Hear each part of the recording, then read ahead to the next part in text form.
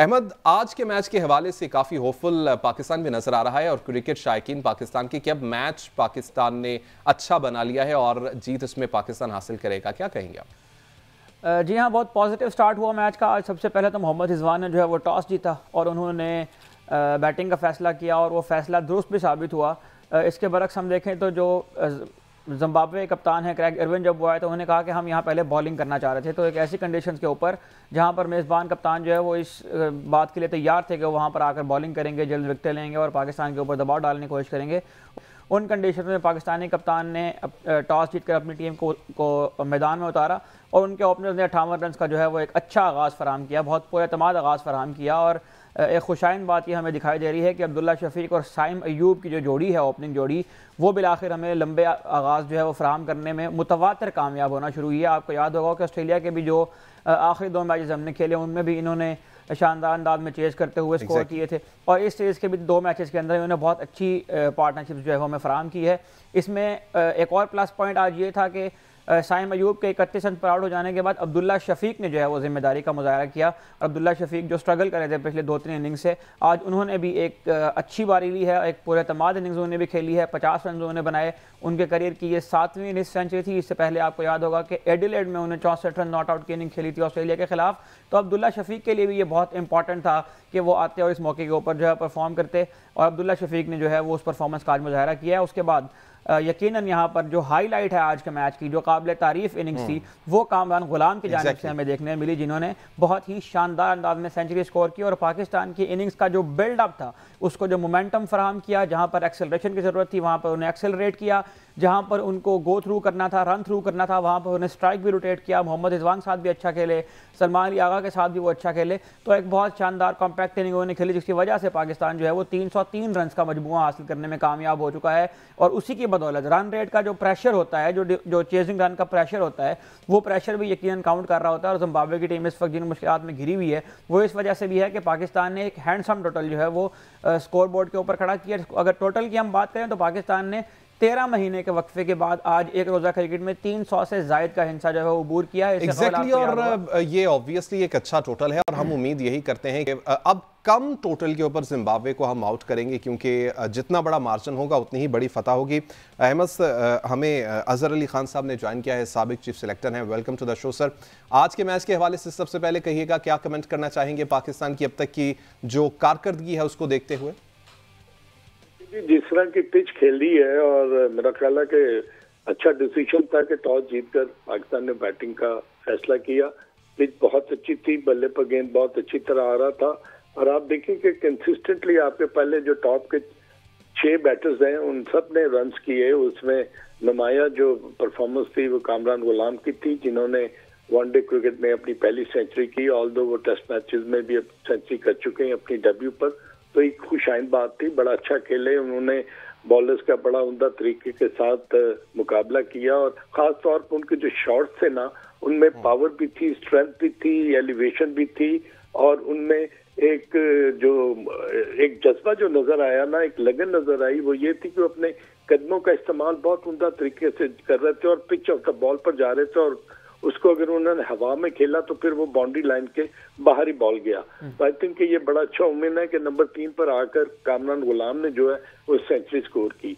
He was very well supported by also from अपना जो अब्दुल्ला शफीक है, अब्दुल्ला शफीक ने भी 50 रन किए। बट कंसिस्टेंटली आप देखें कि 30, 35 और 40 जो रन है वो तमाम बैटर्स ने किए। इससे जाहिर होता है कि जो फॉल ऑफ द विकेट थी वो कंसिस्टेंटली नहीं थी, थोड़ा सा उसमें मार्जिन रहता था और पार्टनरशिप भी बिल्ड की।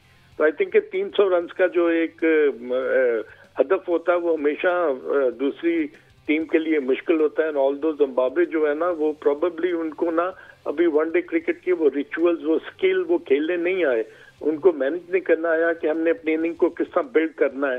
क्योंकि ये जरूरी नहीं होता कि आप ओवर में 6 या 7 रन करें, ये 50 ओवर्स की गेम होती है, 300 बॉल्स होते हैं, आपको ऑक्यूपेशन ऑफ क्रीज करना पड़ता है, आपको बड़ा ही उम्दा तरीके से पार्टनरशिप बिल्ड करने पड़ते हैं। ये एकदम मैच खत्म नहीं होता, ये 20 ओवर का मैच नहीं है। तो इसलिए मैं समझता हूँ कि उनमें फुकदान था कि वो पार्टनरशिप उनकी बिल्ड नहीं कर पा रही हैं। तो अब देखना ये कि शॉन विलियम्स और एल्विन जो अगर वो बैटिंग कर रहे हैं अभी तक, क्योंकि मैंने तो मैच नहीं देखा अभी, तो अगर वो दोनों ऐसे खिलाड़ी हैं जो कि बहुत ही उनका परफॉर्म करते हैं और उनकी पार्टनरशिप जो है हमेशा वो जिम्बाब्वे के लिए बड़ी बेहतर एक शगुन होती है।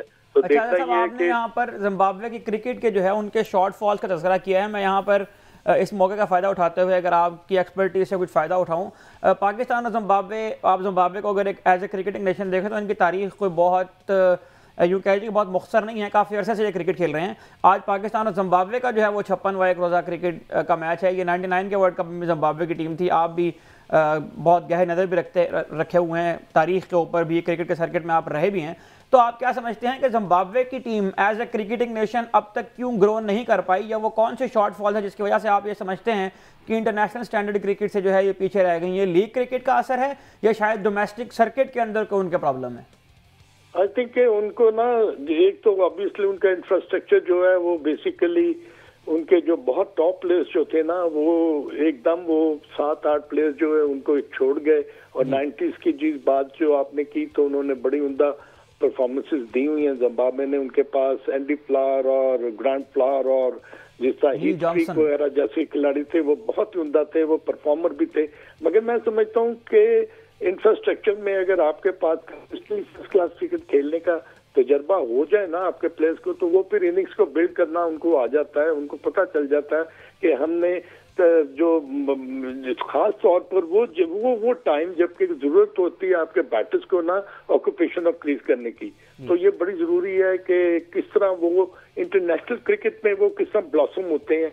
अपार्ट फ्रॉम दिस के जिम्बाब्वे कभी एक आधा मैच अगर अच्छी टीम को जीत जाए तो कंसिस्टेंटली फिर आपको ना उस टीम के साथ आपको ये उम्मीद हो जाती है कि ये आगे जाके अच्छा परफॉर्म करेंगे। मगर वही टीम जो है वो बिल्कुल ऐसा लगती है कि जैसे ये बिल्कुल नॉविसेस हैं और इनको क्रिकेट के जो रिचुअल्स हैं उनका पता नहीं। तो आई थिंक जरूरत यही है कि फर्स्ट क्लास क्रिकेट जितनी उनकी तगड़ी होगी ना उतने उनके खिलाड़ी जो है ब्लॉसम करेंगे। ठीक है। अच्छा, ये कहिएगा अजहर साहब, आपने जिम्बाब्वे के हवाले से तो बात की, हम अक्सर बात करते हैं कंसिस्टेंसी के हवाले से। आज अच्छी बात है कि कंसिस्टेंसी अब आ रही है। हम जिस तरह से देखते हैं अमूमी तौर पर फॉल ऑफ विकेट होता है, पाकिस्तान का एक खिलाड़ी आउट हुआ, साथ ही हम देखते हैं कि दूसरे खिलाड़ी भी जल्दी अपनी इनिंग्स डेवलप नहीं कर पाते और जल्दी आउट हो जाते हैं। ये कहिएगा कि आप आज के मैच को, आज के इनिंग्स को मद्देनजर रखते हुए आप समझते हैं कहीं कोई लैक रहा है आज भी कि ये कमी थी, इसको भी अगर बेहतर कर लिया जाता तो अच्छा होता? देखिए ये ना डिपेंड करता है कि आपके जो बैटर्स है ना और आपके जो टॉप बैटर्स हैं उनको कितना एक्सपीरियंस है, वो ऑपोजिशन की बॉलिंग को किस तरह वो फेस करते हैं और वो रोटेशन ऑफ स्ट्राइक किस तरह करते हैं, उनकी पार्टनरशिप किस तरह बिल्ड करती है, ये बड़ा जरूरी होता है।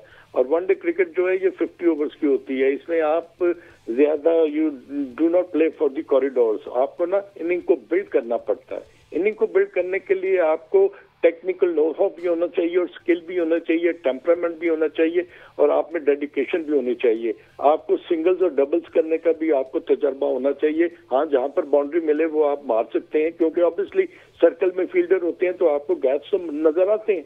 But on the other hand Pakistan के बैटर्स के लिए ये जरूरी है कि कंसिस्टेंसी तभी आएगी जब ऊपर के 4 या 5 प्लेयर जो है वो ये रिस्पॉन्सिबिलिटी लें कि उन्होंने अपनी टीम के लिए परफॉर्म करना है, इनिंग बिल्ड करनी है, पार्टनरशिप बिल्ड करनी है और इन टेंडम एक दूसरे को अप्रिशिएट करना है। और उसके लिए बहुत जरूरी होता है कि आपकी ऑक्यूपेशन ऑफ क्रीज होनी चाहिए। मैं हमेशा कहता हूं कि इनिंग तभी बिल्ड होती है, पार्टनरशिप तभी बिल्ड होती है जब आप स्ट्राइक को ना रोटेट करते हैं। अगर लेफ्ट हैंड और राइट हैंड कॉम्बिनेशन है तो वो बॉलर्स के लिए थोड़ा सा मुश्किल पेश आता है। तो आई थिंक जिम्बाब्वे की जो बॉलिंग है वो तो बड़ी एक मुझे ऑर्डिनरी बॉलिंग लगी है। अपार्ट फ्रॉम पहले मैच में वो जो 7 पर 6 आउट हो गए, उसके बाद हमने देखा कि they couldn't handle the gravity of Pakistan batters. और तो इसलिए ही मैं समझता हूं कि अगर आपने कहीं पर 2-3 विकेटें अगर जल्दी ले ली हैं तो फिर आपके बॉलर्स का भी वही काम है जो बैटर्स का होता है कि वो पार्टनरशिप में बॉलिंग अच्छी करें। तो प्रोबेबली पाकिस्तान के बैटर्स के जो प्रॉबल 6 बैटर्स जो थे इन्होंने उनका परफॉर्मेंस की और पाकिस्तान 300+ रन करने के लायक हुआ।